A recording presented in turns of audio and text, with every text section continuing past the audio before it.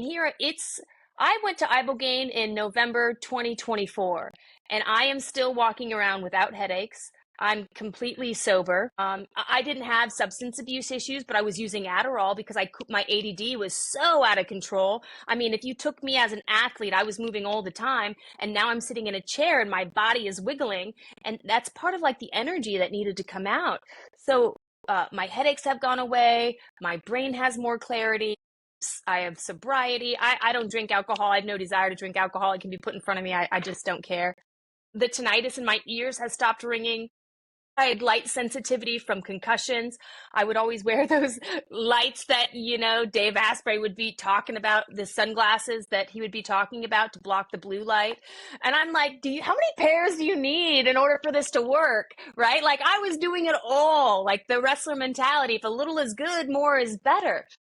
And to be able to just walk around this earth as just a human that can feel things, man, that's a gift. And it's a gift because we have the ability to speak life into other people and affect them in a way that there is so much brokenness. The way that the light shines through the dark is by reaching out when people don't have the ability to reach in.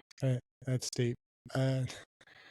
This is like kind of my other podcast with We Have a Spiritual Problem, where I kind of dive into some deep topics, and I end up getting moments where it's just like, I got to pause and absorb that and comprehend that. And so for the listeners, when I pause, know that it's just, I'm trying to put this all together spiritually, physically, intellectually, emotionally, and socially. And so to kind of move on to, we've talked about all these benefits, but there's going to be people like, yeah, but that stuff's dangerous. People shouldn't be doing it. I've heard of people having bad trips.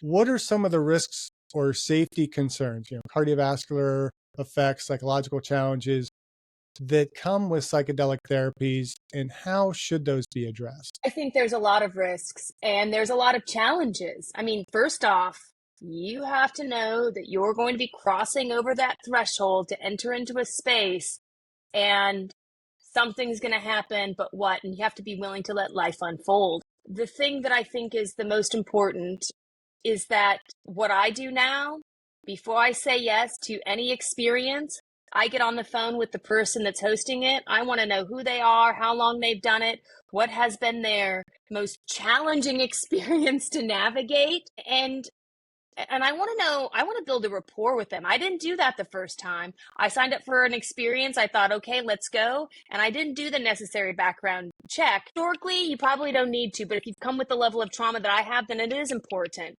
because you need to know that you're going to a place, or at least I need to know, I'm going to a place that's trauma informed. You don't have to be a trauma expert, but you at least have to be informed so that you don't say something that flares something that now opens up a whole nother can of worms that you weren't prepared to deal with in that particular moment. And so I think a lot of it too is just taking ownership of your life, taking ownership of how you want to move forward, even in, with cognitive behavioral therapy or dialectical behavior. There's challenges with that too. I know with Ibogaine, there is increased cardiovascular risk. There's a lot of steps that the providers at Ambio Life Sciences take to ensure that it's safe. And when you get there, they're giving you IVs to make sure that you're hydrated. They're giving you a guidance on the foods that you should eat, or if you're taking any medications, when you need to get off of them, so that the Ibogaine can be the most effective and you can have the most amount of time with that particular medicine. It comes down to agency and ownership. There's going to be a lot of challenges. And when I went into Ibogaine, I was told about all of them. There's a potential that you could die. And I thought, there's a potential that I'm going to die if I don't do this medicine. And so when I waited out, it was a chance that I was willing to take. And what made that decision so much easier was knowing that I was going to Ambio Life Science, and Trevor Miller and his team have done the due diligence to safeguard the space